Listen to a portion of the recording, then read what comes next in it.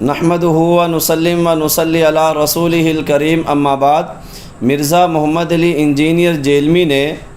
مسئلہ تحکیم میں عظیم صحابی رسول صلی اللہ علیہ وآلہ وسلم سیدنا عمر بن عاص رضی اللہ تعالی عنہ پر انتہائی گھٹیا الزام عائد کیا کہ انہوں نے سیدنا ابو موسیٰ اشعری رضی اللہ تعالی عنہ کو دھوکہ دیا ہے۔ مسئلہ تحکیم یہ تھا، جب جنگ صفین ہوئی تو جنگ صفین کے بعد دونوں گروہوں یعنی سیدنا علی اور سیدنا معاویہ رضی اللہ تعالی عنہما کے درمیان میں اتفاق کیا گیا کہ ہم ایک سال سے مقرر کرتے ہیں، جو وہ فیصلہ کر دیں اس فیصلے کے اوپر دونوں گروہ عمل کریں گے۔ اب حضرت علی رضی اللہ تعالیٰ عنہ کی طرف سے سیدنا ابو موسیٰ اشعری رضی اللہ تعالیٰ عنہ تھے، اور سیدنا معاویہ رضی اللہ تعالیٰ عنہ کی طرف سے سیدنا عمر بن عاص رضی اللہ تعالیٰ عنہ تھے۔ مرزا انجینئر نے جو سٹوری سنائی اس میں یہ کہ ان دونوں نے اتفاق کیا کہ ہم دونوں کو یعنی حضرت علی کو بھی اور حضرت معاویہ رضی اللہ تعالیٰ عنہ کو معزول کرتے ہیں اور ایک نئے بندے کو مسلمانوں کا خلیفہ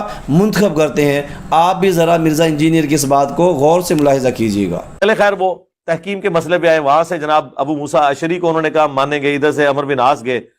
اور جی معزول کر دیں جی، اور عمر بن عاص نے کہا کہ سب سے پہلے ابو موسیٰ اشعری سے کہا کہ تم کھڑے ہو کے اناؤنسمنٹ کرو کہ میں علی کو معزول کرتا ہوں اور معاویہ کو بھی معزول کرتا ہوں، پھر میں کھڑے ہو کے اناؤنسمنٹ کروں گا کہ میں معاویہ کو معزول کرتا ہوں اور علی کو بھی کرتا ہوں، کوئی اور بندہ چنیں گے۔ لیکن رزلٹ کیا نکلا؟ ابو موسیٰ اشعری جو ہیں وہ تو ممبر پہ چڑھ کے انہوں نے یہ بات کر دی۔ عمر بن عاص جب چڑھے انہوں نے کہا کہ دیکھو اس نے تو علی کو بھی معزول کر دیا اور معاویہ کو معزول کیا، میں معاویہ کو بحال کرتا ہوں، اسے خلیفۃ المسلمین بناتا ہوں اور علی کو معزول کرتا ہوں۔ تو ابو موسیٰ اشعری جو ہے ان کو پھر غصہ آیا کہ یہ تو کمرے کے اندر کیا کمٹمنٹ کر کے آیا تھا۔ جی، آپ نے مرزا محمد علی انجینئر کی ساری کہانی کو ملاحظہ کیا۔ یہ کہانی جس روایت میں ہے اور اس روایت کی دو سندیں ہیں، ایک سند طبقات الکبریٰ یعنی طبقات ابن سعد میں ہے، اور جو سند طبقات ابن سعد میں ہے اس میں پہلے 3 راوی یعنی محمد بن عمر یعنی الواقدی ہے، نمبر 2 ابو بکر بن عبداللہ بن صابرہ ہے، اور نمبر 3 اسحاق بن عبداللہ بن ابی فروہ ہے۔ یہ تینوں راوی کذاب قسم کے راوی ہیں، ائمہ محدثین ان کو کذاب کہتے ہیں۔ مزے کی بات یہ ہے کہ مرزا انجینئر کی ٹیبل پر جو رکھی ہوئی کتاب آپ کو مشکات شریف نظر آ رہی ہے، علامہ زبیر علی زئی صاحب نے درج ذیل احادیث نمبروں میں جو کہ آپ کو ڈسپلے پر نظر بھی آ رہے ہیں، ان کے ذیل میں ان کو کذاب لکھا ہوا ہے، لیکن مرزا انجینئر جیلمی کو عظیم صحابی رسول صلی اللہ علیہ وآلہ وسلم پر الزام لگاتے ہوئے ذرہ برابر بھی شرم محسوس نہیں ہوئی۔ اس کی دوسری سند جو ہے وہ تاریخ طبری کے اندر ہے، جیسا کہ آپ کو ڈسپلے پہ نظر بھی آ رہا ہے۔ تاریخ طبری میں اس کا پہلا راوی ابو مخنف لوط بن یحییٰ ہے۔ ائمہ محدثین اس کے بارے میں کیا کہتے ہیں؟ ائمہ محدثین اس کو کذاب کہتے ہیں۔ اس کے اوپر ہم بہت سارے حوالہ جات پیش کر سکتے ہیں، لیکن بطور حوالہ کے ایک حوالہ پیش کرتے ہیں۔ مرزا انجینئر کے محدث اعظم علامہ البانی صاحب کی کتاب ہے جس کا نام ہے سلسلۃ احادیث ضعیفہ۔ انہوں نے حدیث نمبر 1730 کے ذیل میں علامہ ابن جوزی رحمہ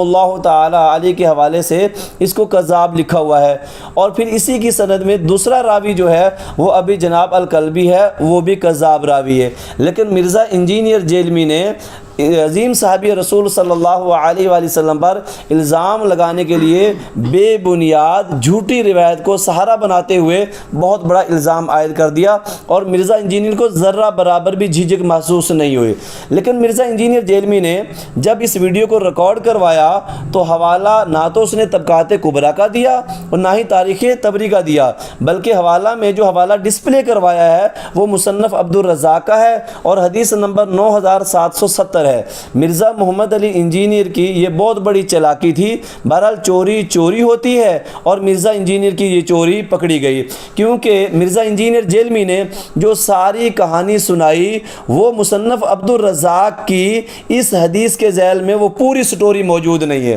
وہاں پہ صرف اتنی بات ہے کہ جب یہ معاملہ طے کر رہے تھے حضرت ابو موسیٰ اشعری رضی اللہ تعالیٰ عنہ اور سیدنا عمر بن عاص رضی اللہ تعالیٰ عنہ، تو طے کرتے ہوئے ہی اختلاف پیدا ہو گیا، جبکہ مرزا انجینئر نے یہ کہا تھا، کمرے سے نکلے تھے تو یہ بات طے کر کے نکلے تھے، تو یہ مرزا محمد علی انجینئر کی بہت بڑی منافقت تھی یہ۔ اب مرزا انجینئر نے یہ جو حوالہ پیش کیا ہے مصنف عبدالرزاق کا، یہ بھی ضعیف روایت ہے، کیونکہ اس کی سند منقطع ہے، کیونکہ اس کی سند جو ہے وہ زہری تک آتی ہے، زہری سے اوپر اس کی سند موجود نہیں ہے، جبکہ مرزا انجینئر یہ دعویٰ کرتا ہے کہ ہمارے پاس خالص مواد موجود ہے اور ہم اتنا صحیح مواد موجود ہے کہ ہمیں عمر نو بھی مل جائے نا تو یہ مواد ختم ہونے والا نہیں ہے۔ ذرا یہ بات بھی ذرا ملاحظہ کیجیے گا۔ ساڈے کو صاف ستھرا اتنا مواد ہے کہ وہی نہیں مکتا، عمر نو بھی مل جائے، تو ہمیں کیا ضرورت ہے کہ ہم مطلب جس طرح ہمارے پاس صحیح حدیثیں اتنی ہے کہ ہمیں ضعیف روایتوں کی ضرورت ہی نہیں ہے دین سیکھنے کے لیے۔ جی آپ نے ملاحظہ کیا کہ مرزا انجینئر کا دعویٰ کیا تھا، اور آپ کو یہ بھی معلوم ہو گیا کہ مرزا کے پاس کتنا صاف ستھرا مواد موجود ہے۔